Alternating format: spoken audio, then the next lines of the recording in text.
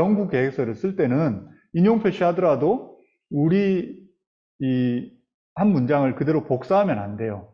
제가 지금 복사한 거는 시간이 없기 때문에 한 거고, 이대로 복사하시면 안 되고, 본문을 쓰더라도 혁신성, 진취성, 이거는 표니까 관계없지만 나중에 서론을 쓰더라도, 예를 들어 여기서 서론을 쓰는데 이 논문을 읽어서 서론 부분을 읽는다 쳐봐요.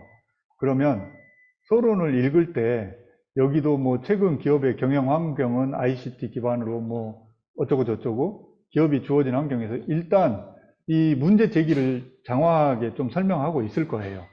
미국 경제학자 슈페터가 어떻게 얘기했고, 그 다음에 혁신 활동이 어떻고, 그러다가 이제 우리가 얘기하고자 하는 변인 관련해서 기업가 정신 얘기가 나오고 있죠. 그래서 자하라 얘기가 나오고 있고, 코빈, 슬래빈 얘기가 나오고 있고, 그러면 한국 경제에 대해서 얘기 나오고, 급변하는 기업가 정신, 이렇게 러프하게 읽는 거예요. 그러면 여기는 보니까 우선은 서론의 연구 계획서를 작성할 때 서론 부분에 아까 제가 얘기한 문제 제기, 연구 질문, 연구 필요성, 선행연구 흐름 관계, 우리 연구 차별성의 목적을 쓴다고 했을 때 범위 방법까지 이렇게 서론이에요.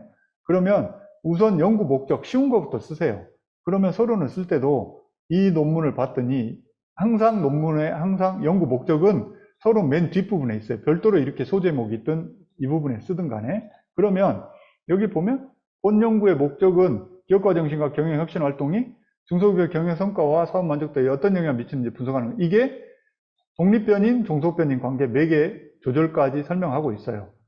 또한 해서 이 만족을 미치는 데 있어서 중소기업의 정책 경문과 경영 지원의 조절 효과를 파악하고자 한다. 여기까지가 목적이란 말이에요. 그러면 이것도 복사를 해서 여기다가 서론 읽을 때 선행연구 이 논문에다가 3장 연구 설계부터 해서 우선 연구 계획서를 작성하고 그 다음에 이제 연구 서론을 쓸 때 또다시 여기에다가 이거를 복사해서 본 연구 목적 한 번 더 읽으면서 이런 말은 필요가 없잖아요. 그래서 기업과 정책 경영혁신의 사업 만족도의 영향관계 뭐 분석하는 것이다. 분석 이렇게 한 줄 하고 또 이런 것도 예를 들어서 이렇게 해서 좀 보기 좋게 개조식이라고 하잖아요.